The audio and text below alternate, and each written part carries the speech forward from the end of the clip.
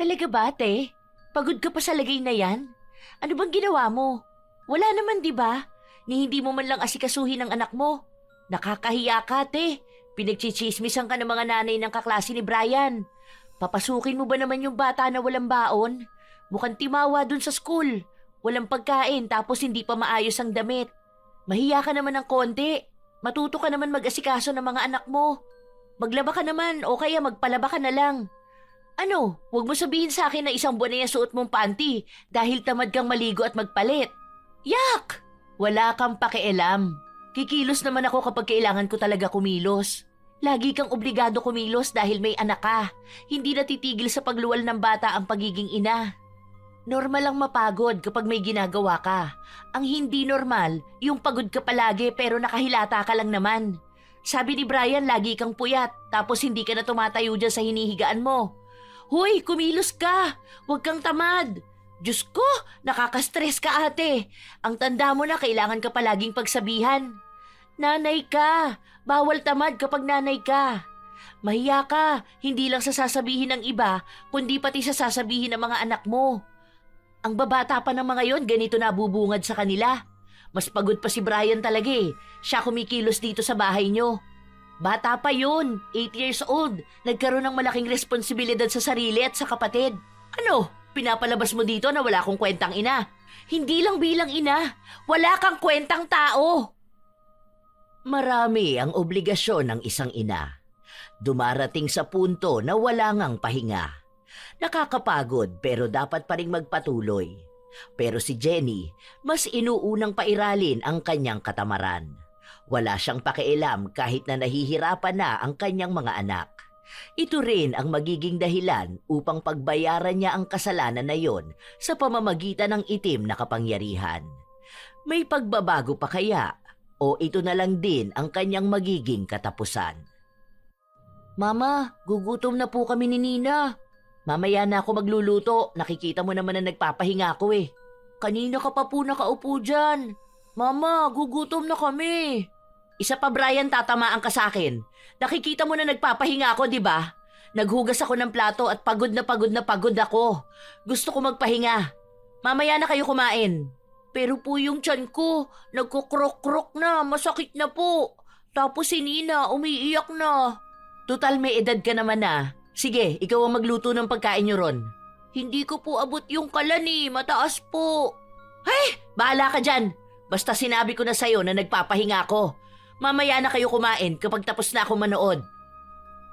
Walang nagawa ang bata. Dahil sa edad na 8, ano ba naman ang kaya niyang gawin?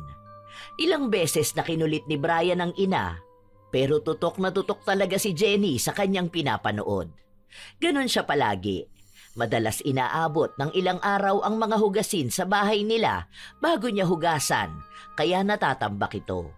Kapag sobrang dami na at huhugasan na niya, buong maghapon na siyang hindi kikilos dahil sa sinasabi niyang pagod na siya.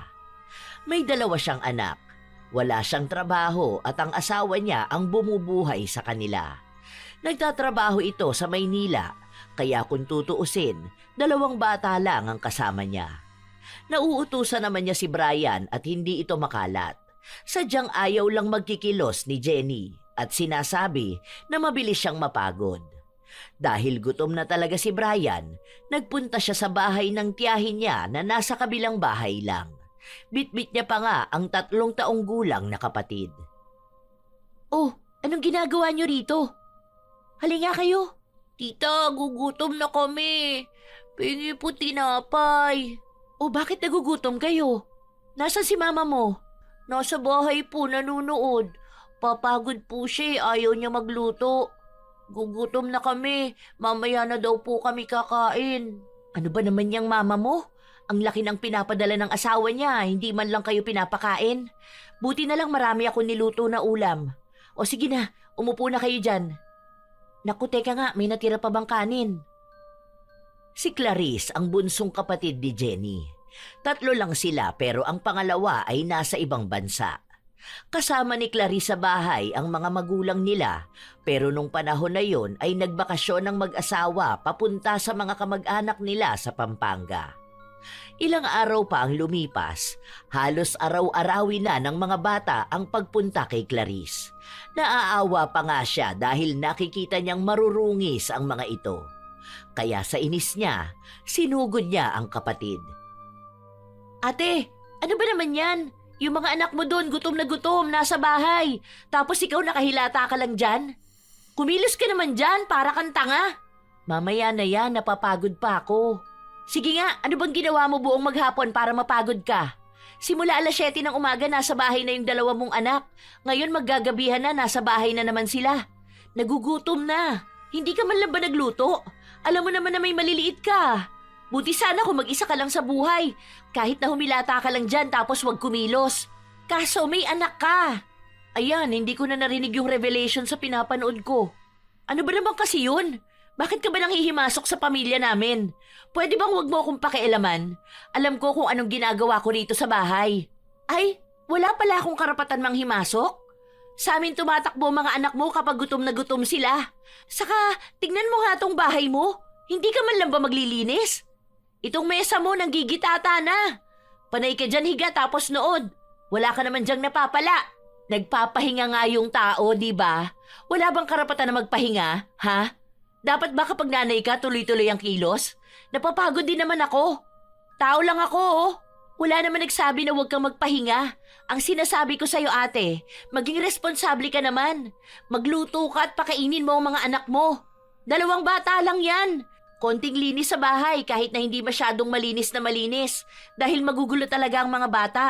Pero hindi naman ganyan na maghapon kang nagpapahinga. Kumuha ka ng yaya kung hindi mo kaya mag-alaga ng mga anak mo. O sige, kukuha ko. Ikaw magpapasahod. Anak ko ba yan? Ikaw ang nagsuggest eh.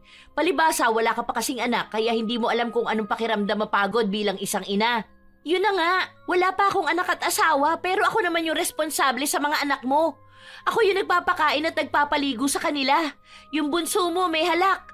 Aba, kapag yun nagkasakit sa baga dahil sa pagiging pabaya mong ina, ewan ko na lang talaga. Isumbong na lang kaya kita sa asawa mo, no? Alam niyang nagpapahinga ako. At siya na rin na nagsasabi na magpahinga ako. Kung nagpapahinga ka ngayon, anong nakakapagod na ginawa mo buong araw, ha? Nagsalin ako ng tubig para ilagay sa ref. Hindi ba valid na dahilan yun? Nagpapatawa ka ba?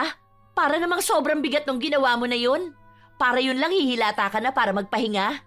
Tapos yung mga anak mo nanggigitata. Hindi man lang maliguan, hindi pa mapakain.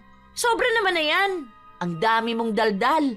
Kung ayaw mong pakainin ng mga anak ko, huwag mong pakainin. Hindi naman yan sila magrereklamo kung sasabihin mong wala kayong pagkain. Pagsaraduhan nyo ng pinto.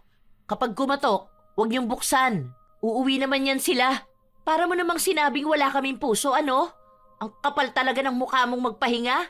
Ni yung asawa mo nga na pagod magtrabaho, hindi naman nagpapahinga. Grabing kakapalan talaga yan. Konting kilos, pagod na, tapos maghapon pahinga. Nagpatuloy na magdaldal si Clarice sa kanyang ate pero walang pakialam si Jenny. Dahil pati pakikipagtalo sa kapatid ay kinatatamaran na rin niya. Ilang araw pa ang lumipas, walang pagbabago si Jenny. Minsan nagluluto siya para sa mga anak niya pero isang beses lang yon sa isang araw. Pinagkakasya na mula umaga hanggang gabi. May pagkakataon pang nakakain ng panis ang 2 niyang anak. Sumama ang tiyan nila pero wala siyang pakialam dahil nasa kalagitnaan na siya ng kasarapan sa panonood. Mama, tapos na po si Nina. Hugas na siya puwet. Mamaya na, tinatamad pa ako. Kanina pa po yung mamaya, mama. Huwag ka dyan magulo. Malaki ka na, hugasan mo na lang ng puwet ang kapatid mo. Huwag mo na akong guluhin dito. Di ako marunong, mama. Masakit din po tiyan ko. Aray ko, mama. Masakit po tiyan ko. Hindi pinansin ni Jenny ang mga anak niya. Halos 3 araw na nagsusuka at dumudumi ang 2 bata. Nasa bahay lang ang mga ito. Naging sobrang dugyot ng bahay dahil hindi man lang naglilinis si Jenny. Nanuyo na sa sahig ang suka at dumi ng mga bata. Pinupunasan niya lang ito ng basahan na hindi niya rin naman pinapalitan. Hanggang sa pumunta na sa bahay nila si Clarice, nag-aalala siya sa mga bata dahil ilang araw na nilang hindi nakikita sa labas. Ay, Diyos ko po! Ano ba namang itsura dito sa inyo, ate? Bumangon ka nga dyan! Yung mga anak mo doon halos mamatay na, nakahilata ka pa rin dyan! Tayo dyan! Ano na naman ba yun? Nakita mo nagpapahinga ang tao? Ang sakit ng ulo ko. Pagod ako kakaasikaso sa mga yan. Asikaso? Anong inasikaso mo dyan? Yung suot nila, yan pa yung suot nila nung pinaliguan ko sila. Mag-iisang linggo na nila yung suot. Tapos yung suka nila at yung mga dumi. Nakakadiri naman dito sa bahay nyo. Ay, kinikilabutan ako. Huwag mong pakialaman kung nandidiri ka. Tinatamad pa akong linisan eh. Ano, gusto mong lagi na lang akong pagod? Lagi ka naman talagang pagod kahit na wala ka namang ginagawa eh. Tingnan mo nga yung mga anak mo, sobrang payat. May sakit sila. Mamamatay talaga yan dito. Kung hindi ko pa tiningnan, hindi ko pa malalaman na ganito na kalagayan nila. Diyos ko po, dadaling ko na lang sila sa ospital. Mabuti na lang din at naagapan pa ang mga bata dahil kung hindi, baka walang buhay na itong naabutan ni Clarice sa bahay ng kanyang ate. Halos 3 araw na nasa ospital ang mga bata. Alam yun ang asawa ni Jenny. Kaya kay Clarice nagpapadala ng pera para may pang-asikaso sa mga bata. Kahit na nasa ospital ang mga anak ni Jenny, ni hindi man lang niya dinalaw. Ang katwiran niya, malayo at napapagod siya sa biyahe. Kaya galit na galit sa kanya ang kapatid niya. Gusto sanang kupkupin na lang ni Clarice ang mga bata, pero magiging responsibilidad niya yon kung sakali. At siya naman ang hindi makakapagsaya. Lalo na't bilang dalaga, marami siyang pinupuntahan na lugar kasama ang mga barkada niya. Kung mga magulang naman nila ang mag-aalaga, baka mahirapan sila dahil matatanda na ang mga ito at may sakit pa. Nung nakalabas na ang 2 bata sa ospital, sa bahay muna ni na Clarice nanuluyan hanggang sa gumaling sila. Tita, uuwi na po kami sa bahay. Wawa naman po si Mama, isa lang po siya. Huwag yun na lang muna intindihin ng mama nyo. Masaya yun na mag-isa lang siya. Saka panigurado kung hindi yun naglinis ng bahay nyo. Pinuntahan na doon ng lola nyo, inaaway na yun ngayon. Dapat kapag bumalik kayo doon, malinis na bahay nyo. Tita, tamad po si Mama? Sobrang napakatamad ng mama nyo. Huwag kayong gagaya sa kanya ha. Masama kasi ang maging tamad. Alam nyo ba na magagalit si Papa Jesus kapag tamad ang isang tao? Bakit po ba tamad si Mama? Napapagod daw siya palagi. Tapos nagugutom na kami, tapos nakita ko siya, naglalaro lang siya sa cellphone niya. Ganun talaga mga tamad. Pagkatapos niyang maglaro, pagod na siya. Tapos hindi na siya maglilinis. Pinagsabihan ko na nga eh, mas matanda kasi sa akin kaya hindi nakikinig. Basta paglaki niyo, huwag kayong tamad ha, kasi magkakasakit kayo. Ano po gagawin namin? Lilinis po ng bahay? Big boy na po ako, naguhugas ako ng plato sa bahay. Ay, very good. Dapat matuto kayong kumilos sa bahay. Yung kaya nyo lang. Dahil tamad nga ang mama nyo. Kayo na lang muna ang maglilinis, ha? Huwag kayong kalat ng kalat doon. Si Nina makalat po. Nagbabato po siya ng mga laruan niya. Baby pa kasi yan. Ikaw ang kuya niya. Dapat ikaw na ang mag-aalaga sa kanya. Hindi na kasi maaasahan yung mama nyo. Kapag may kalat, pulutin mo tapos magwawalis ka ng bahay nyo, ha? Ang hindi mo lang gagawin dahil bata ka pa, yung magluluto dahil baka masunog ang bahay nyo. Sabi po ni Mama, luluto na po ako. Kasi malaki na ako tapos nagugutom na kami. Hindi pwede yun. Kinakausap na ni Lola nyo si Mama nyo. Kaya malamang malinis na yung bahay nyo ngayon. Ilang buwan na naman siyang pagod niyan. Namimiss ko na po si Mama ko, tita. Sige. Baka bukas uuwi na kayo. Sana po masipag na si Mama, no? Kawawa po siya kapag lagi siyang inaaway po eh. Ayoko pong inaaway si Mama ko. Pero kasi po, tamad po siya kaya ganun eh. Tutulungan ko na lang po siya para hindi makalat sa bahay namin. Ayoko rin po na nag-aaway sila ni Papa. Nag-aaway ba sila ng Papa mo? Opo. Kapag po nag-uusap sila ganyan sa cellphone, nagagalit sa kanya si Papa. Sinasabi sa kanya magluto po siya, maglinis po, ganun. Nag-aaway sila. Sabi pa nga po ni Papa maghihiwalay na raw po sila eh. Kukunin daw po kami ni Lola tapos aalis na kami sa malayo. Ayoko po nun, tita. Gusto ko po kasama si Mama. Sana po maging masipag na siya. Hindi na kumibo pa si Clarice dahil nagtuloy-tuloy ang daldal ng kanyang pamangkin. May utak na si Brian, kaya alam na nito ang mga nangyayari. Lalo na kapag naririnig niyang nagtatalo ang mga magulang niya. Naiintindihan na niya kung ano ang dahilan at ang mga pinagsasasabi nila. Kaya laging pinagsasabihan noon ni Clarice ang kapatid na huwag ipaparinig sa mga anak niya ang pakikipagtalo niya sa asawa niya dahil matatandaan ng mga bata ang mga salitang binibitawan nila. Hindi lang silang mag-asawa ang apektado noon, kundi ang mga anak din nila. Kinabukasan nga, malinis na ang bahay ni na Jenny. Hindi dahil naglinis siya kundi nagbayad ang mga magulang nila ng tao na maglilinis ng bahay. Para nga raw makauwi na ang mga bata. O ano, masaya ka na ba na naabutan mong malinis ang bahay? Alam mo, kumuha ka na talaga ng tagalinis dito. Kahit na 3 times a week lang siya maglilinis ng bahay nyo. O kaya yung kasambahay na arawan para masundan yung kilos ng mga anak mo. Para hindi natatambak yung kalat. Saka ikaw rin naman, maging responsable ka naman. Tingnan mo nga yung lamesa, may kalat na agad oh. Nakita mo na pala bakit hindi mo pa itapon, di ba? Pagod ako, tinatamad akong tumayo. Hindi ka man lang ba nahihiya sa mga sinasabi mo? Naririnig ng mga anak mo yung palagi kang tinatamad. Huy ate, matanda ka na. Hindi ka bata na palaging susundan ang kilos mo. Kung noon ganyan ka, huwag mong dalhin dito sa pamilya mo. Iba nung kasama ka namin sa bahay nung dalaga ka pa. May mga anak ka na. Gusto mo ba na habang lumalaki sila, yan yung nakikita nilang ginagawa ng nanay nila? Hay, ang daldal mo. Pagod nga ako. Dagdag ka pang problema sa akin eh. Dagdag bigat ka sa dibdib ko. Walang ibang pabigat sa buhay mo kundi sarili mo. Healthy ka naman, di ba? Pero anong ginagawa mo? Ginagawa mong baldado ang sarili mo. Panay ka dyan higa. Kaya ang bigat ng buhay mo kasi pabigat ka mismo. Hindi mo kasi alam kung gaano kahirap maging ina, kaya nagsasabi ka ng ganyan. Hindi ko alam pero alam ko kung gaano kahirap maging anak kung tamad ang ina. Noon ba, si mama, di ba masipag naman siya? Partida may trabaho pa siya noon tapos naaasikaso niya pa rin tayo. Lalo ka na, tapos hindi mo man lang yun nakita. Para yun na lang sana ang gayahin mo.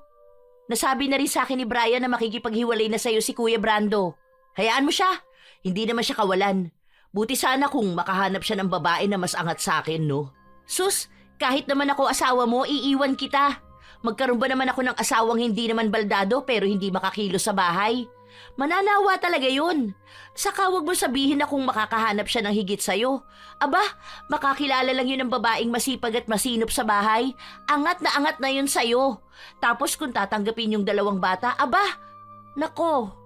Kawawa ka talaga ate, kasi aanhin ba naman niya yung ganyang ganda kung tamad naman sa bahay? Hay, oo na, doon ka na, magti-tiktok pa ako.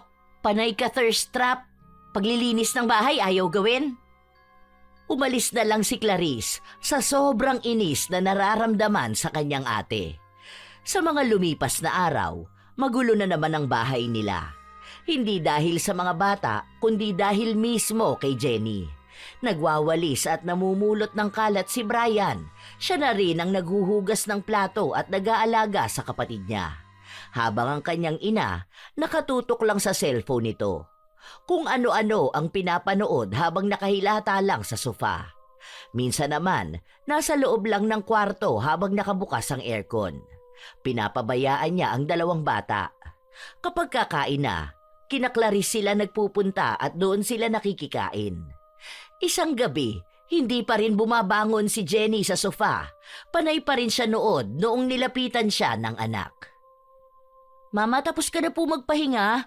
O bakit? Ano na naman kailangan mo? Magluto na po kayo. Nagugutom na po kami. Bakit ba hindi kayo pinakain ni Tita Clarice nyo? Dapat nagsabi kayo kay lola nyo. Ayoko po, nahihiya kami. Hindi naman po namin yun bahay. Dito po ang bahay namin. Saka sabi po ni Papa, wag daw po kami lagi hihingi sa ibang tao. Sus, wag niyong pakinggan ng Papa nyo. Kung nagugutom na ba kayo hindi pa ba kayo hihingi ng pagkain sa ibang tao? Saka tita nyo naman yun, tapos andun ang lolo't lola nyo. Pero dito po ang bahay namin, hindi pa po kasi ako marunong magluto O sige, tuturuan kita para alam mo kung paano magluto. Pagod ako ngayon, kailangan ko ng pahinga. Bukas na lang. Pero nagugutom na po ako, Mama. pumunta ka kay tita mo. Hingi ka ng pagkain, dali na. Ayoko po. Nagpahinga ka naman na po, di ba? Mula po umaga hanggang gabi nakahiga lang po kayo. Hindi pa yon ang pahinga. Kulang pa yon. Sige na, bukas na lang kita tuturuan magluto. Para kapag nagugutom kayo, magluluto ka na lang. Para hindi laging pagod si mama mag-asikaso sa inyo. Hingi ka na ng pagkain kay tita mo. Nahihiya na ang bata. Madilim na ang paligid tapos lalabas pa siya para manghingi ng pagkain sa tiyahin nila. Pinakain na lang ni Clarice ang dalawang bata. Tapos nun, nanghingi pa si Brian ng pagkain para daw sa mama niya. Hayaan mo na lang magutom ang mama mo. Kung kayo nga hinahayaan na lang niyang magutom eh. Kaso kawawa naman po si mama kapag nagutom po siya. Masakit po yun sa tiyan. Kapag talaga tamad, hinahayaan na lang magutom yun. Nung unang panahon nga kapag tamad ka, hindi ka makakakain ng tinapay eh. Tapos ngayon, gusto niyang pagsilbihan pa siya? Ay nako, hayaan niyo siya. Sige na po, tita. Bukas po ako naman po magluluto sa bahay. Ano ba naman yan? Kabata-bata mo pa, may responsibilidad ka na agad na ganyan? Hindi ako magbibigay sa mama mo. Hindi ako madamot na tao. Pero hindi ko bibigyan ng pagkain ng taong tamad, kahit na kapatid ko pa siya. Sige na, umuwi na kayo. Dahan-dahan lang dyan sa daan at madilim na. Pagka-uwi ng magkapatid, antok na si Nina. Kaya pinatulog na ito ni Brian. Nakatulog na rin ang bata, pero hating gabi noong nagising siya dahil sa malakas na pagtawa ng kanyang ina. Hindi pa rin ito natutulog. Panay pa rin siya panonood. Yun ang dahilan kung bakit palaging pagod si Jenny kahit na wala siyang ginagawa sa loob ng bahay nila. Hindi siya natutulog kahit na gabi na. Iidlip lang siya kapag umaga na at halos 3 oras lang madalas ang tulog niya. Kaya kapag kikilos na siya sa bahay, tamad na siya. Lagi niyang sinasabi na masakit ang ulo niya at gusto niyang magpahinga. Pinagsabihan na siya ng kanyang ina dahil inaabuso niya ang kanyang lakas, baka magkasakit pa siya. Mas lalo siyang kawawa at ang mga bata. Pero sa halip na makinig, mas lalo niya pang ginawa. Hanggang sa isang araw, Mama, hindi pa po ako papasok sa school? Enrollment pa nga lang, papasok ka na? Kailan po ako papasok? Grade 1 na po ako, Mama. Saka na kita ipapa-enroll, ang daming tao ngayon sa school. Hayaan mo, kung hindi ka ulit makakaabot ngayon, next year ka na lang. Ayoko po, Ma. Grade 1 pa rin ako. Matanda na po ako. Si Jepoy nga po, grade 2 na po siya eh. Bata ka pa, huwag ka magmadali. Hindi naman lahat ng bagay minamadali eh. Alam mo naman na ang bilis kong mapagod. Hindi ko yun kakayanin kung matagal akong pipila doon. Huwag mo akong guluhin. Alam mong nagtitiktok ako. Mama, gusto ko na po mag-aral. Sino naman mag-aalaga niya sa kapatid mo kapag nag-aral ka na? Ikaw po. Ang likot ng bata na yan. Di napagod naman ako. Mag-aral ka na lang kapag malaki na si Nina. Ayoko po. Sabi ni tita dapat po nag-aaral. Gusto ko po mag-aral, Mama. Doon ka sa tita mo magpunta para siya mag-enroll sa'yo. Doon ka na muna. Nahihilo ko. Matutulog ako dahil pagod ako ngayon. Kay Clarice na lang nakiusap si Brian para makapag-aral siya. Wala pa siyang uniforme at kahit na anong gamit sa paaralan. Hindi kasi lumalabas si Jenny para bumili dahil tinatamad siyang makipagsiksikan sa mga tao. Nanghihingi na lang ng pera si Jenny sa ama ng mga bata. Hindi kasi nagbigay ng pera si ate. Ewan ko ba sa kanya kung bakit hanggang ngayon hindi pa rin niya ine-enroll si Brian. Last day na pala ngayon. Buti nakahabol pa ako kanina. Nakiusap na lang ako dahil nga 8 years old na tong anak niya tapos grade 1 pa rin. Sana lang magtuloy-tuloy pumasok tong bata at mahirap kapag tumanda na to tapos saka lang mag-aaral. Baka tamarin na rin to. Madamay sa kanya na walang pangarap sa buhay. Kahit na kapatid ni Clarice si Jenny, hindi niya maiwas ang sarili na magsabi ng masasamang salita rito. Dahil naniniwala siya na hindi naman yun masama kung totoo naman ang sinasabi niya. Dahil alam niya na ang mga bata madalas na nahihiya kapag matanda na sila tapos nag-aaral sila na ang mga kaklase nila ay hamak na mas bata sa kanila. Naaawa siya sa mga pamangkin na baka mawala ng kinabukasan dahil lang sa katamaran ng kanilang ina. Hindi kasi agad makauwi si Brando para kausapin ang asawa. Ilang linggo pa ang lumipas, nagsimula na ang araw ng pasukan. Inaasahan ni Brian na aasikasuhin siya ng ina pero naglalaro lang ito sa kanyang cellphone. Mama, may baon na po ako. Kakain na po ako, papasok na po ako sa school. Pagod ako, magluto ka na lang doon ng almusal mo. Paano niya ng kapatid mo? Sino mag-aalaga? Dalhin mo na lang sa school nyo. Bawal po yun. Ikaw na lang po, uuwi din naman po ako mamaya. Hay, sige na nga. Huwag na kung ano-anong gawin mo sa school nyo ha. Umuwi ka na agad dahil mag-aalaga ka pa ng kapatid mo. Ngayon na matanda ka na, dapat alam mo na ang responsibilidad mo para tulungan mo ang mama mo, ha? Opo, mama.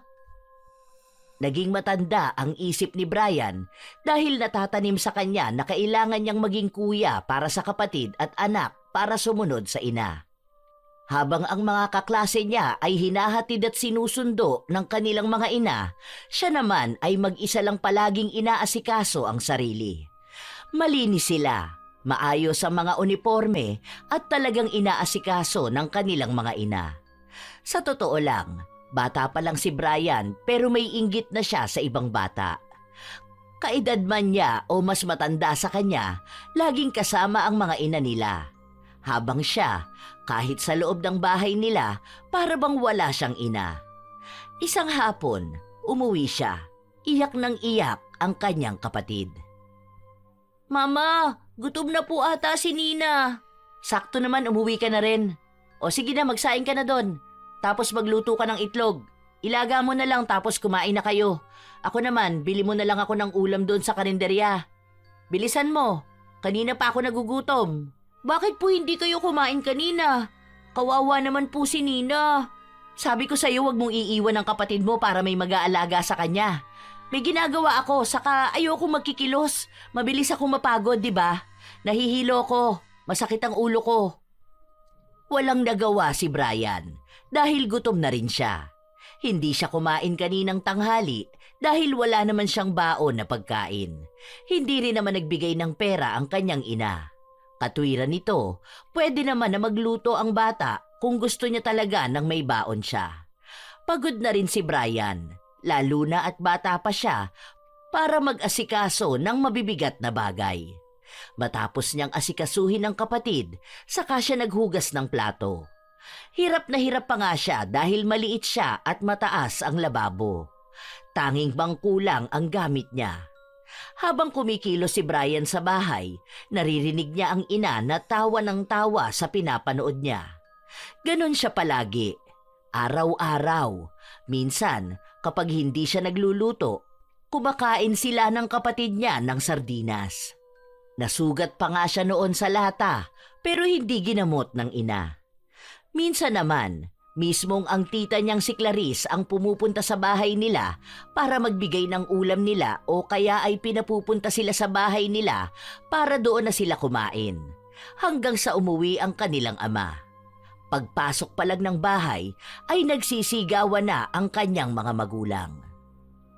Ano ba kasing inaano mo? Pinakikinggan mo palagi ang ibang tao eh. Hindi ko pinapabayaan ang mga bata. Tingnan mo nga, tinuturuan ko pa na maging responsable sa buhay. Huwag kang maniwala kay Clarice. Kapatid ko yon. Kilala ko ang baho ng babae na yon. Sisiraan niya talaga ako kasi naiinggit siya sa akin na wala akong trabaho. Kahit natanungin mo yan si Brian, tinuturuan ko siyang kumilos sa bahay. Hindi ko kinakawawa. Noong naroon si Brando sa bahay nila, kumikilos si Jenny. Pero hindi talaga masyado dahil dinadahilan niyang hindi siya makahinga at pagod na pagod siya palagi. Ang sabi ng asawa niya, kukuha sila ng kasambahay para mapanatili na maayos ang bahay nila. Dahil kapag nagkasakit ang mga bata, baka lalo lang silang mahirapan. Hindi naman sila naghiwalay dahil dinaan ni Jenny sa lambing ang asawa. Alam niya na kapag naghiwalay sila, mawawalan siya ng sustento. Nagbanta kasi ang asawa niya na kukunin na rin niya ang mga bata. Isang linggo lang doon si Brando. Kailangan niyang bumalik sa Maynila para sa trabaho nila. Nung umalis ito, balik na naman sa paghilata si Jenny. Si Brian naman at ang kapatid niya bumisita sa bahay ng tita Clarice nila. Wala ka bang assignment? Bakit nasa galaan ka? Meron po, pero sa school ko na lang po gagawin. At bakit sa school? Dito mo gawin yan. Kaya nga homework dahil sa bahay gagawin. Maglilinis pa po ako sa bahay. Grabe, ikaw na nag-aalaga sa kapatid mo tapos ikaw pa naglilinis ng bahay nyo? Sa edad mong yan, parang masyadong sinagad ng nanay mo ang utak mo para maging matured. Oo, gets ko na dapat sa ganyang edad tinuturuan na sa bahay. Pero hindi yung ganito kabigat na responsibilidad. Ano ba naman yung mama mo? Naiinis na ako. Hindi naman po siya makikinig, tita. Huwag ka na po magagalit kasi po ikaw lang po talaga mahihirapan. Sige na, gawin mo na homework mo. Ako na muna dito kay Nina. Kita mo ang dusing ng bata na to. Paliliguan ko na muna. Buti na lang andito yung iba niyang damit. Halata naman sa mga anak ni Jenny na tamad siya dahil sa itsura nila. Isang beses pa, noong pumasok si Brian, may isang ina pa na nagtanong kung wala raw bang magulang si Brian dahil ang suot niyang uniforme ay nangingitim na tapos gusot-gusot pa. Si Brian kasi ang naglaban nun, hindi niya rin masyadong nakusot dahil hindi naman siya marunong maglaba. Kaya sinuot na lang niyang basta nung natuyo na. Pati itsura niya, buhok niya, bag niya, wala rin siyang kain nung pumasok sa paaralan. Mabuti na lang at may mababait na ina na nagpakain sa kanya. Nagtatanong pa kung anong ginagawa ng nanay niya. Bakit hindi siya inaasikaso? Hindi na lang niya sinasabi sa iba dahil natatakot siya na baka mahusgahan ang ina. Isang hapon, umuwi siya na kung ano ang pwesto ng ina noong umalis siya, ganun din niya naabutan nung bumalik siya. Tutok na tutok sa cellphone. Mama, bukas po kuhanan ng card namin. Punta ka raw po sa school, sabi ni teacher. Sa last grading na lang ako kukuha ng card mo. Okay na yan. Meeting pa, pampatagal lang yun. Ayoko nga lumabas dahil nakakatamad. Pero kailangan niyo po magpunta. Kakausapin daw po kayo Hay! Pabayaan mo yung teacher mo! Inaantok na ako! Dahil sinabi ng guro niya na kailangan talaga na may magulang sa bigayan ng card, ang tita niya na lang ang naisip niyang papuntahin. May trabaho nun si Clarice pero sinabi niyang pupunta siya. Tinupad niya naman yun pero nagulat siya matapos makita ang itsura ng pamangkin. Hay! Ano ba naman yung suot mo, Brian? Nangingitim na yung sakwelyo mo! Sinabi ng isang babae na akala niya ay siya ang nanay ni Brian. Pagsasabihan niya sana ito na mabuti pa siya, maayos ang itsura, habang ang anak niya araw-araw pumapasok na para bang basura ang suot na uniforme. Hindi ba to nilalaban ng mama mo? Ako po naglalaban nito. Yari sa akin si ate mamaya pag uwi. Naiinis ako. Kaya pala gustong makausap ng guro ang ina ni Brian dahil nga sa itsura nito at sa lagi itong walang baon sa paaralan. Minsan pa raw nahihilo si Brian kaya nagbabaon na lang ang guro ng dagdag na pagkain. Naaawa kasi siya sa bata. Nag-aaral ito pero walang laman ang tiyan. Matalino naman sana si Brian pero nawawala ang utak niya kapag gutom siya. Kaya mababa ang grado na nakukuha niya. Sa ganong mga naririnig ni Clarice, mas lalo siyang nanggagalaiti sa kanyang ate. Kaya pag uwi nila, pinapunta niya muna si Brian at Nina sa bahay nila para sina Clarice at Jenny lang talaga ang magkaharap. Ayaw kasi ni Clarice na makarinig ng hindi maganda si Brian. Bakit ba? Ano bang problema mo ha? Alam mong nanonood yung tao. Ngayon na nga lang ako makakapagpahinga pag sasabihan mo pa ako. Ikaw kaya rito sa bahay? Ewan ko kung di ka mapagod. Talaga ba, te? Pagod ka pa sa lagay na yan? Ano bang ginawa mo? Wala naman, di ba? Ni hindi mo man lang asikasuhin ang anak mo. Nakakahiya ka, te. Pinagchichismisan ka ng mga nanay ng kaklase ni Brian. Papasukin mo ba naman yung bata na walang baon? Mukhang timawa dun sa school. Walang pagkain tapos hindi pa maayos ang damit. Mahiya ka naman ng konti. Matuto ka naman mag-asikaso ng mga anak mo. Maglaba ka naman o kaya magpalaba ka na lang.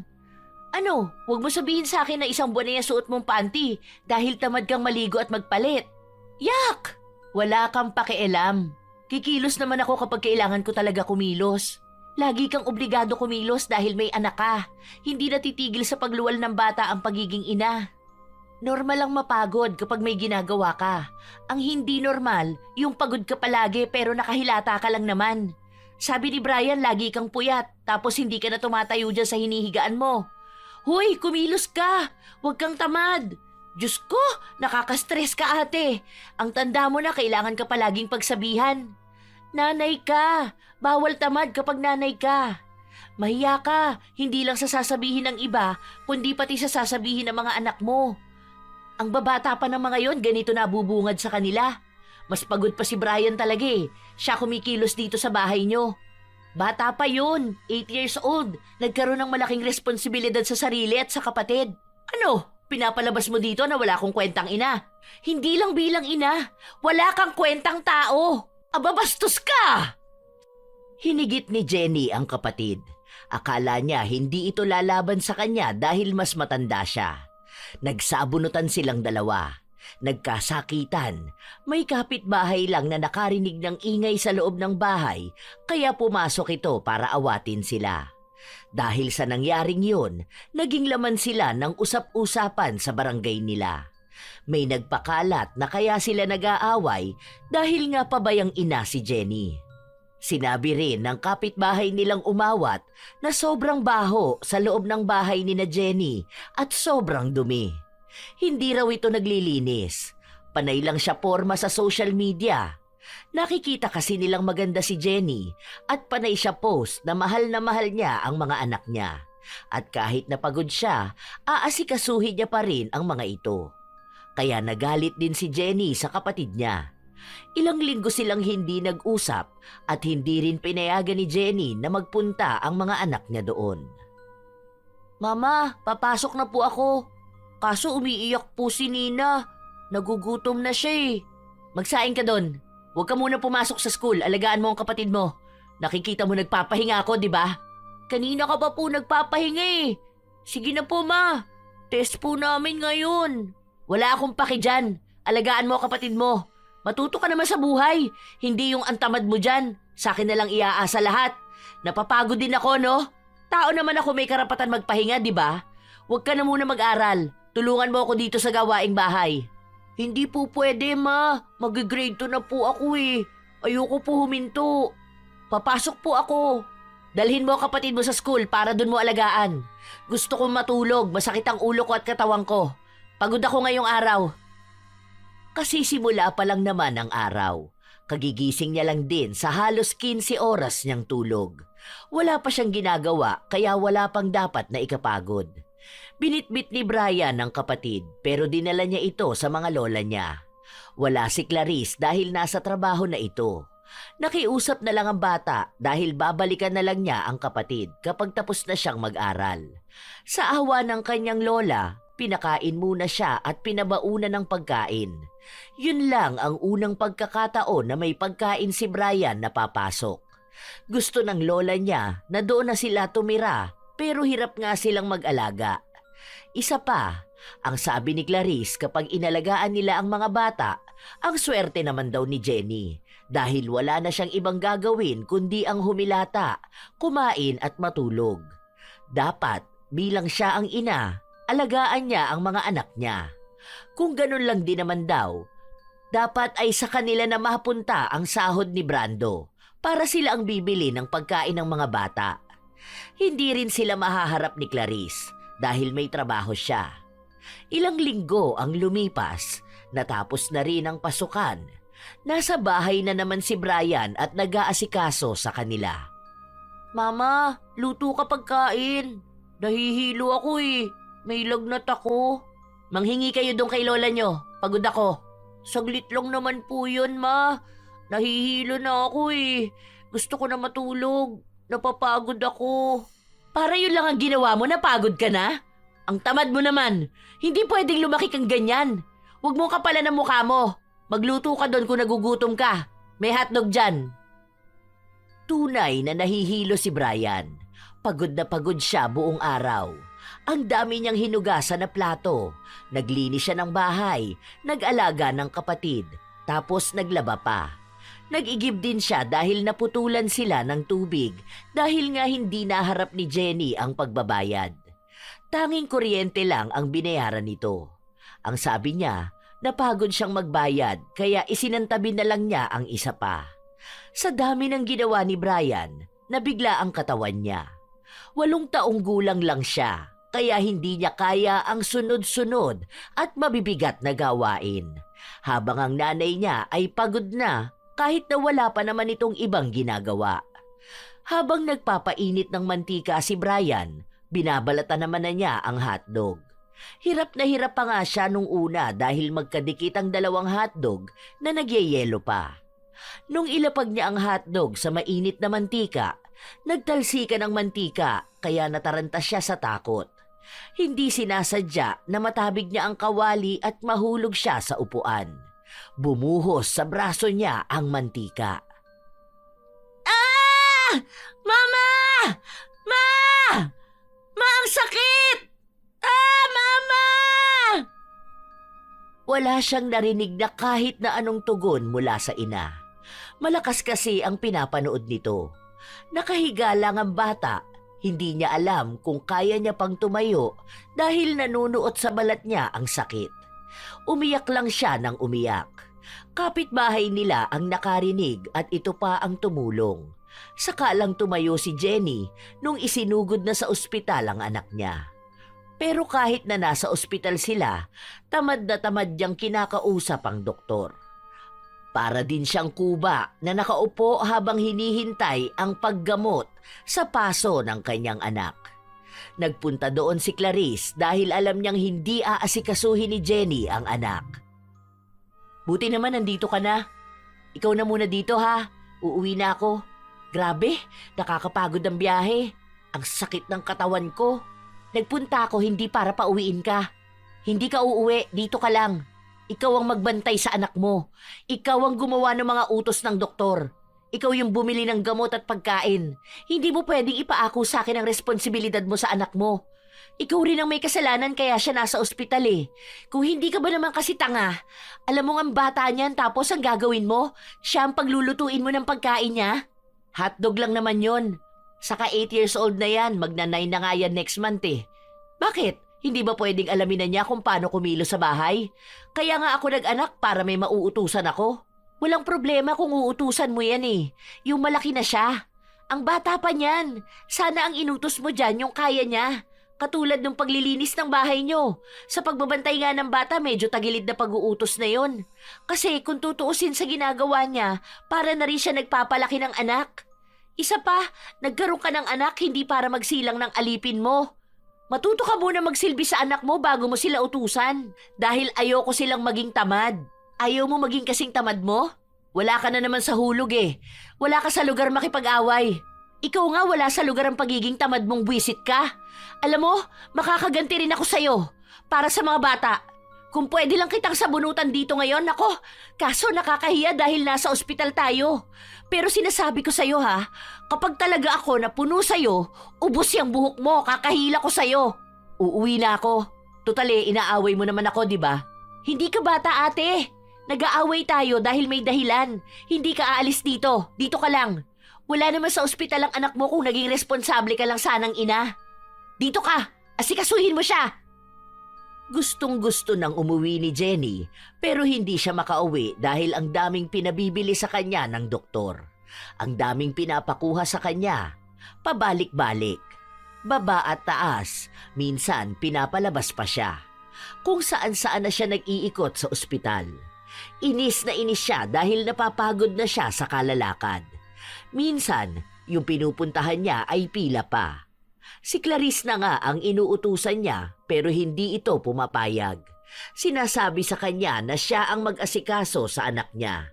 Gayahin niya yung ibang ina na hindi naman nagrereklamo dahil ang mahalaga sa kanila ay gumaling ang kanilang anak.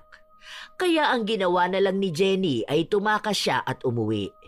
Pagkahiga niya, tinawagan agad siya ng kapatid. Ayusin mo na lang yan para makauwi na rin kayo. Ang sakit na ng paa ko. Ang sakit na rin ng balakang ko. Wala na ako ibang ginawa kundi ang maglakad. Nakakapagod ah. Akala nyo yata kayo lang ang may karapatang mapagod eh. Anak mo tong inaasikaso mo rito. Sasabihin mo sa akin na pagod ka? Paano kung wala ako rito? Ano, uuwi mag-isa ang anak mo? Ano ba naman yan, te? Bumalik ka na rito, asikasuhin mo to. Uuwi na ako dahil inaantok din ako.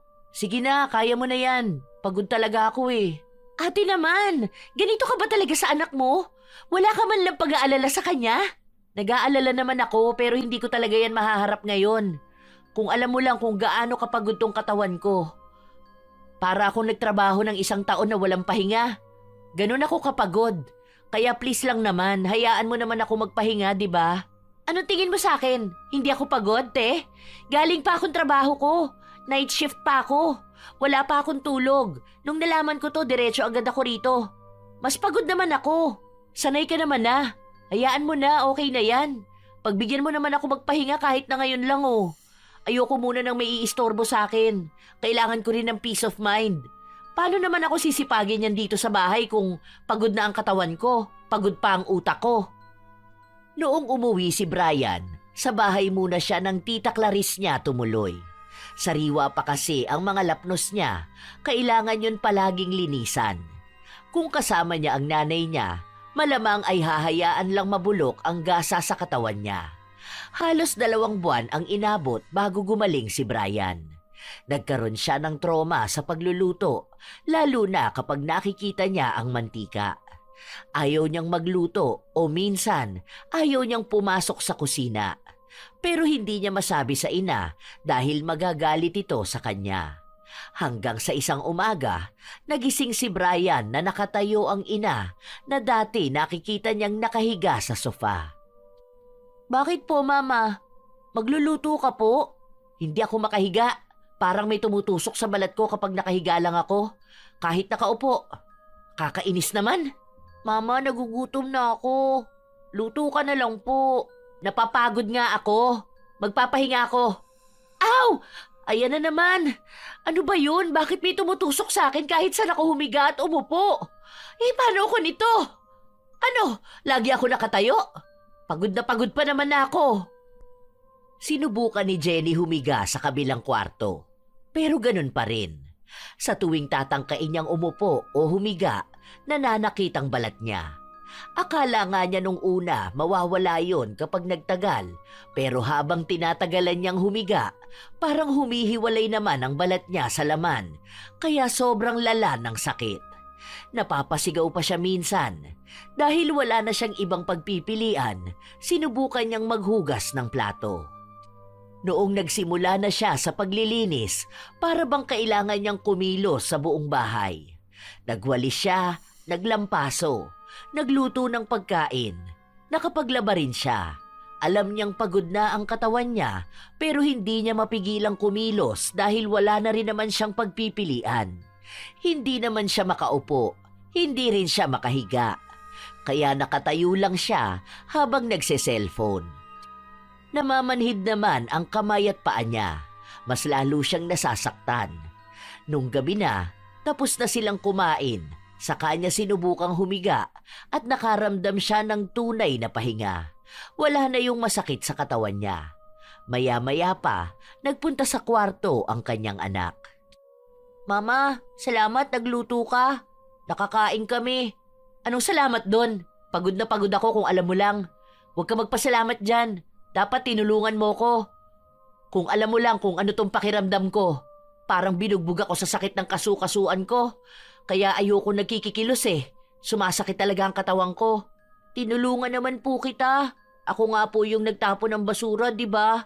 Saka pinaliguan ko rin po si Nina. Tapos pinatulog ko siya. Inayos ko po yung mga gamit dito sa bahay. Napagod din po ako. Matulog ka na. Maglalaro pa ako. Hindi ako makapaglaro kanina eh. Nakakainis na pakiramdam yun. Ang buong akala ni Jenny, isang beses niya lang yung mararamdaman. Paano? Gising siya buong magdamag. Panay lang siya laro at nood. Sinusulit niya ang hindi niya nagawa kanina. Pero nung sumapit ang 8:00 ng umaga, balak na sana niyang matulog pero bumalik na naman yung sakit na nararamdaman niya kapag nakahiga siya at hindi kumikilos. Ano ba naman to? Bakit ba ganito ko? Sinusumpa ba ako kaya ayaw man lang ako bigyan ng tamang pahinga? Naglaro lang naman ako kanina dahil kailangan ko rin naman ng oras para sa sarili ko. Ngayon na matutulog ako, Hindi na naman ako makahiga. Ano to? Magpapakapagod na naman ako buong araw? Ay, buwisit naman yan. Pinilit niyang matulog. Tiniis niya ang sakit pero hindi na niya kaya nung parang nasusunog na ang balat niya. Kahit na maiyak siya, walang nangyayari. Nung araw na yon, nahihilo na siya dahil wala siyang tulog. Umaga talaga siya natutulog kaya madalas na wala siyang lakas. Pero ngayon na hindi siya makatulog, naglaban na lang ulit siya nung mga damit na hindi niya natapos. Sinadya siyang puntahan ng kapatid niya at naabutan siya nito na nagsasampay. Wow, himala ah! Paano nangyari yung naabutan kitang nagsasampay? Baka naman lagnatin ka niyan, ate. Hindi ko alam na pwede pa pala mangyari tong ganito. Nakakamangha naman. Nagpapakapagod ako para makapagpahinga na ako. Inaantok ako, wag mo ko ngayong inisend, Clarice. Alam mo na mainit ang ulo ko. Siguro naman kahit na sinong pagod, mainitin ang ulo, di ba? Umuwi ka na sa bahay mo, wag ngayon. Utang na loob na lang, Clarice. Hindi naman kita iinisin. Sasabihin ko lang na na-enroll ko na si Brian. Grade 2 na ang anak mo. Buti na lang mabait yun at determinado talaga siyang makapag-aral. Masipag. Halatang hindi nagmana sa'yo. Yung uniform niya, ayan. Ayusin mo naman yung paglalaba. Hindi pa natatanggal yung mga dumi sa kwelyo. Bilhan mo yan ng bagong uniform, ha? Ay, hindi na pala. Ako na lang magsasabi kay Kuya Brando para uniform na mismo ipadala niya rito.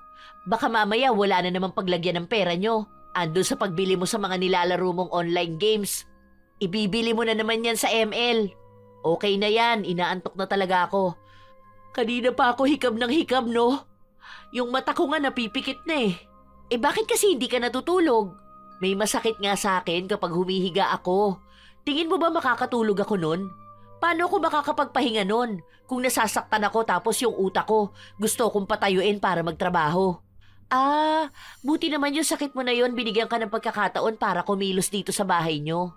Sana hindi na gumaling yung sakit na yon. Ay, siguro kapag natuto ka ng maging responsable sa bahay nyo, no? Ikaw lang talaga ang natutuwa kapag may masakit sa akin. Hindi ako natutuwa sa sakit mo. Ang sinasabi ko, natutuwa ako dahil alam mo na ngayon kung paano kikilos dito sa bahay nyo. Masaya ka na ba na pagod ako maghapon? Na dapat lang naman. Sa tagal mo ba naman nagpahinga? Sapat lang na makaramdam ka naman ng pagod ngayon. Grabe na ba na yan kung tumanda ka na't lahat-lahat, wala ka pa rin silbi sa bahay nyo. Nung baby pa mga anak mo, sina mama nag-alaga dyan. Huwag mo naman naiasa buong buhay ng mga bata sa mga kamag-anak mo. Hindi ko naman inaasa, di ba? Pinapaalaga ko lang naman. Nakikisuyo ako dahil mabilis akong mapagod. Hindi ka mabilis mapagod. Iniisip mo lang yon kaya ka napapagod. Wala ka pa nga ginagawa, napapagod ka na. Ibig sabihin lang kasi nun, kung ano yung iniisip ng utak mo, yun mismo ang nararamdaman ng katawan mo. Ang dami mong paniniwala dyan. Tumabi ka nga, lalo ako napapagod kapag kausap kita. Pero okay na rin yan. Hindi na lang iniisip mo na napapagod ka. Ginagawa na talaga ng katawan mong pagurin ka. Masasanay ka rin yan. Paano kasi, simula bata ka, hindi ka pinapakilos ni na mama. Buti nga sa'yo, alam mo na ngayon paano kikilos. Nanay ka na, karamihan pa naman sa mga nanay pagod sa kaalaga sa mga anak nila. Ayan, para naman may makita ang mga anak mo na mabuti sa'yo. Baka paglaki nila tapos nag-usap tungkol sa mga nanay. Ang ikukwento ng mga anak mo, yung nanay nila nakahilata lang palagi tapos pinapabayaan sila. Nakakahiya naman yun. Walang maipagmamalaki ang mga bata. Umirap lang si Jenny. Buong araw siyang nagkikilos. Huwag lang niyang maramdaman ang sakit ng katawan kapag hindi siya gumagalaw. Halos 1 linggo na gano'n ang ginagawa niya. Nakakaramdam siya ng pagod, pero kapag pagod na siya, doon naman nawawala yung sakit niya. Nakakapagpahinga siya, pero may parte na sa sarili niyang natatakot siyang matagal na mapahinga. Dahil baka bigla na namang umatake ang hindi niya maipaliwanag na sakit. Naaasikaso na niya ang sarili niya, ang bahay nila, lalo na ang mga anak niya. May mga pagkain na ang mga bata, kaya hindi na sila mukhang kawawa na pupunta sa bahay ng tita nila. Mama, sana lagi ka pong ganito. Yung masipag ka po. Kaya mo naman po pala eh. Kumain ka na nga lang dyan. Ang dami mong sinasabi. Baka kapag ako nainis na naman dyan sa'yo, hahayaan kitang walang makain buong araw. Napapagod ka na po, Mama. Pahinga ka na po, ako na lang po maghuhugas ng plato. Hindi na, ako na. Sagutan mo na lang ang assignment mo. Maglilinis lang ako dito sa kusina tapos matutulog na ako. Grabe yung pagod ko ngayong araw na to. Hindi ko na maharap maglaro saka makapanood. Paano? Dapat kumilos ako. Baka humapdi na naman tong likod ko kapag nasa kama ako eh. Ano po bang nangyayari sa inyo, Mama? Hindi ko nga alam, di ba? Kung sana alam ko, hindi na ako magpapakahirap sa pag-aasikaso dito sa bahay, no? Ang hirap kaya maging nanay. Nakakainis.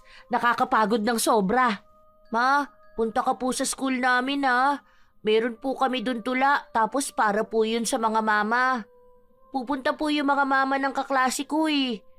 Punta ka po ah. Hindi ko alam. Depende na lang kung may mag-aalaga sa kapatid mo. Isama mo na lang po si Nina. Saglit lang naman po yun eh. Hay, oo na. Sinabi ko na nga na susubukan ko. Hihintayin po kita doon, Mama ah. Umaasa ang bata na pupunta ang kanyang ina. Pinasulat sila sa isang papel. Babasahin nila yon isa-isa habang ang mga magulang nila ay naroon.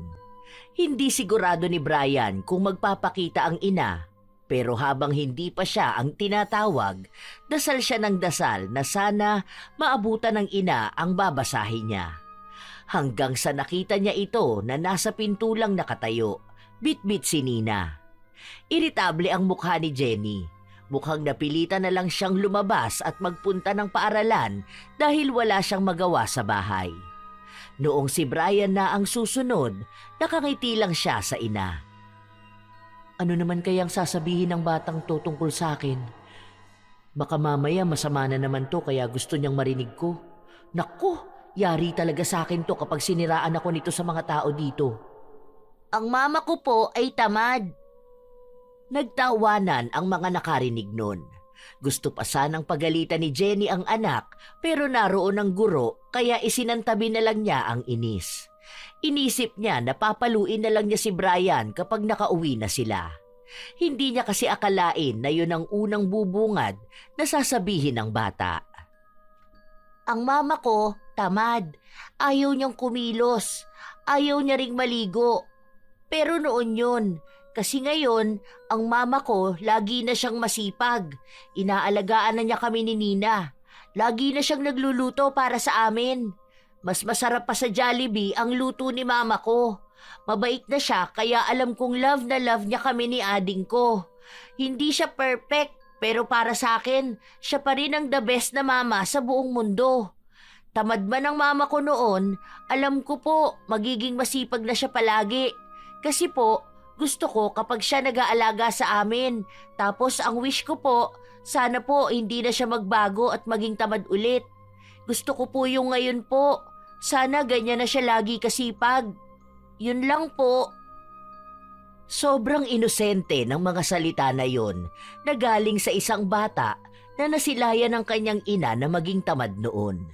Naawayin ng lahat ng kakilala nila dahil lang sa hindi ito kumikilos. Ngayon, hindi man sabihin ni Brian, nararamdaman na niya ang pagmamahal ng isang ina. Kahit nasapilitan lang yung ginagawa ni Jenny dahil sa sakit niya. Ang hindi alam ni Brian, may naging epekto rin pala ang mga sinabi niya. Naramdaman ng ina ang pagiging iresponsable niyang ina noon. Doon niya nauunawaan ang sinabi ni Clarice na habang lumalaki ang mga bata, mas lalo nilang naiintindihan ang nangyayari.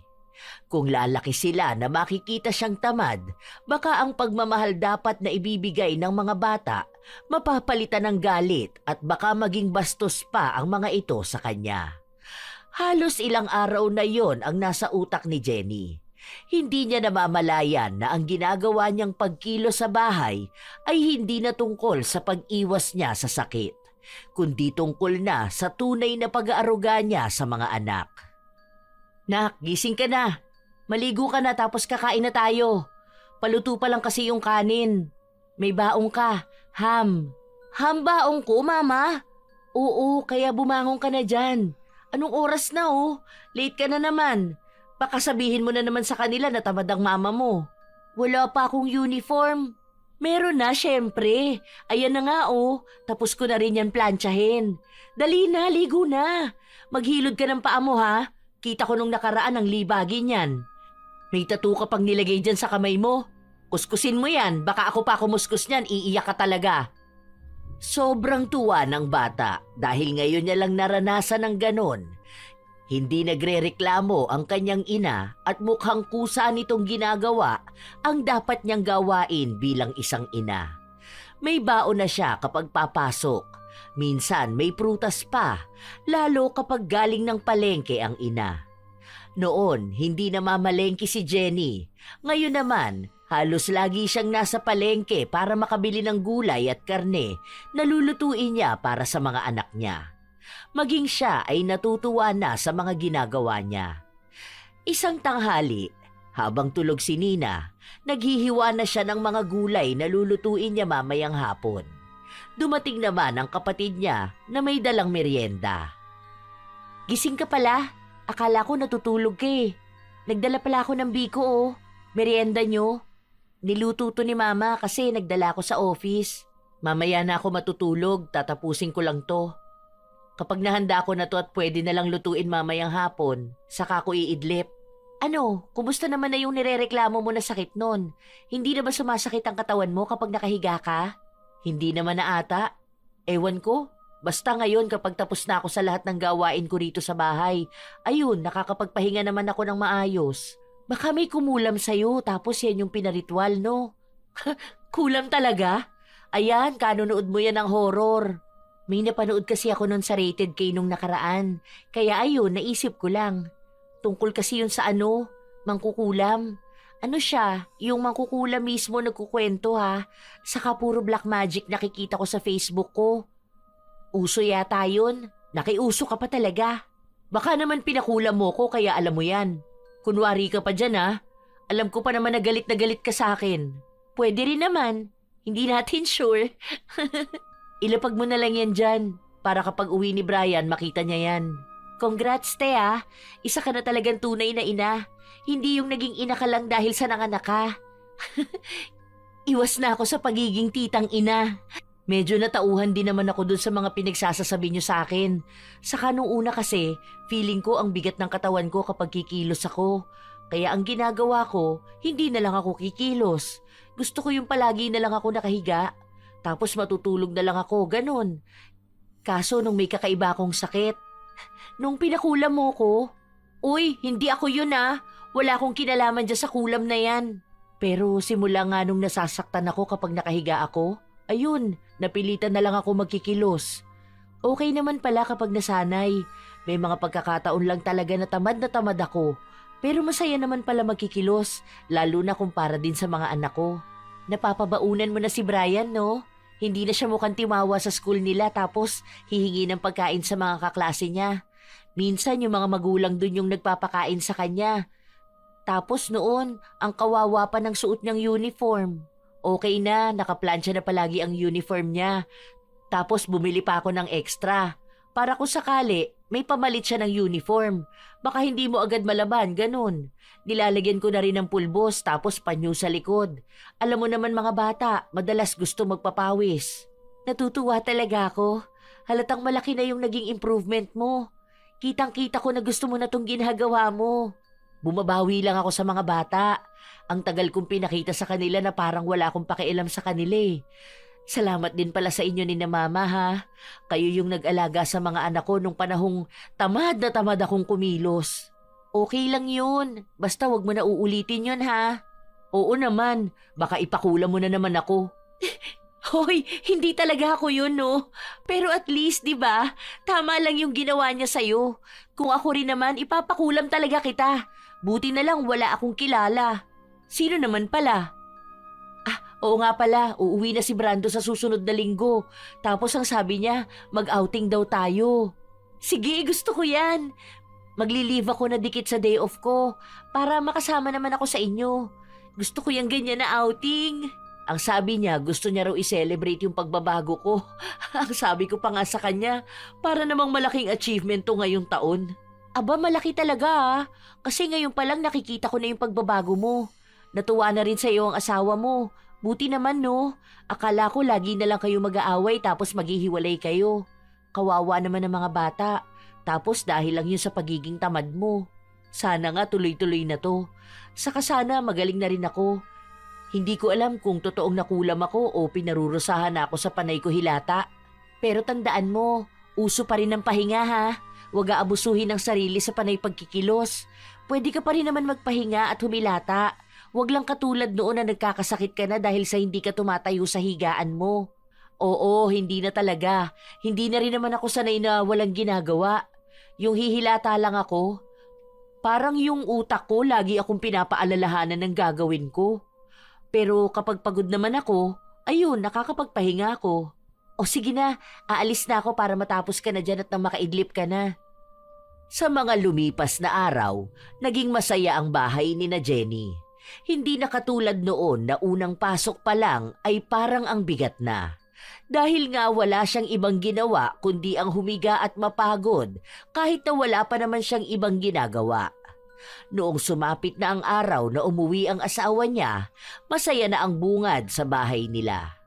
Malayo na sa dati na wala silang ibang ginawa kundi ang magsigawan, habang ang mga anak nila ay nakikinig lang sa kanila.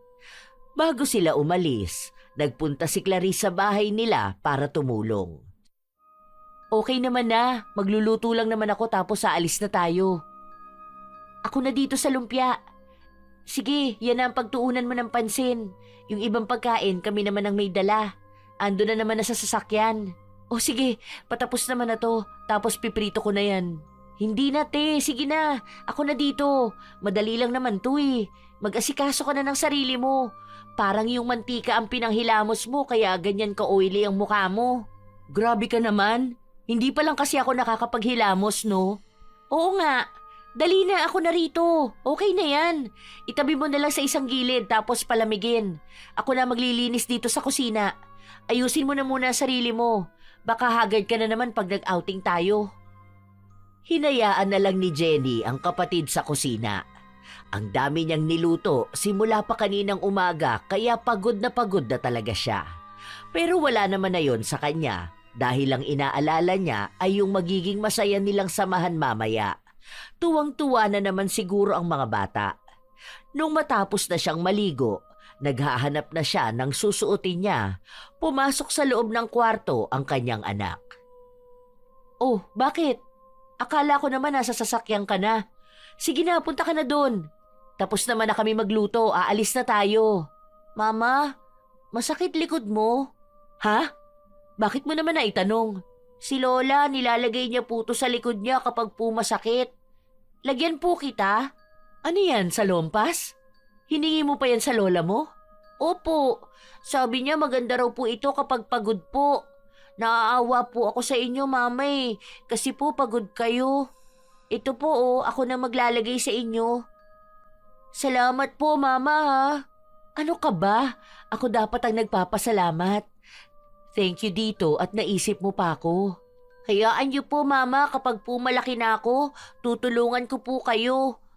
Para hindi na kayo laging mapapagod dito sa bahay kakaalaga po sa amin. Pangako po na magiging masipag po ako at mabait. Para po kapag malaki na ako, gano'n na po kayo kina Lola na lagi nang nasa bahay tapos nagpapahinga po. Napangiti na lang si Jenny sa narinig niyang sinabi ng kanyang anak. Hindi niya naman inaasahan yon. Nakikita pala talaga ni Brian kung ano ang ginagawa niya. Hindi man niya alam kung ano ang iniisip ng anak niya. Iisa lang ang malinaw. Lalaking mabuting bata si Brian at ngayon mas lalo niyang gustong ipakita sa anak ang pagiging isa niyang ina. May mga tao talaga na hindi naiiwasan ang pagiging tamad. Para bang napakabigat na agad ng katawan nila kahit na wala pa naman silang ginagawa. Minsan, akala nila simpleng pagod lang yun, pero habang tumatagal, nagiging nakasanayan at ang nakasanayan ay nagiging pagkatao. Ang dapat na iwasan ay ang pagiging tamad na ina. Hindi dahil bawal mapagod ang isang ina, kundi dahil may mga batang umaasa sa bawat galaw niya. Ang trabaho ng ina ay tila walang katapusan. Oo, nakakapagod, nakakaiyak at minsan nakakasakal. Pero sa bawat pagkakataong pinipili niyang humilata kaysa kumilos, may batang nagugutom, may batang natututong magtiis, at may batang napipilitang tumanda ng mas maaga. May isang bata na sanay maghintay. Hindi dahil pasensyoso siya, kundi dahil wala siyang ibang pagpipilian. Natuto siyang magbantay ng kapatid, maglinis ng kalat na hindi kanya at magpigil ng gutom para hindi makadagdag sa pagod ng ina. Sa murang edad, natuto siyang unahin ng iba bago ang sarili, hindi dahil itinuro, kundi dahil yon ang nakita niyang paraan para mabuhay ang kanilang tahanan. Para sa mga ina, hindi mo kailangang maging perpekto. Hindi mo kailangang gawin lahat ng sabay-sabay. Pero huwag mong hayaan ang iyong pahinga ay maging dahilan ng paghihirap ng iyong mga anak. Dahil darating ang araw na sila ay lalaking marunong magtiis, pero maaaring hindi na marunong humingi ng kalinga. Ang tunay na pahinga ng isang ina ay nagmumula hindi sa pag-iwas sa responsibilidad, kundi sa kaalamang ginawa niya ang makakaya niya para sa mga anak niya. Sapagkat ang katamaran ay maaaring pansamantalang magpahinga sa katawan, ngunit pang matagalang sugat sa puso ng kanyang mga anak. Isa ka mang ina o hindi, naway maiwasan natin ang pagiging tamad, mga apo. Wala namang masama na magpahinga kapag pagod ka na. Pero huwag mong hayaang mapagod ka sa puro pagpapahinga.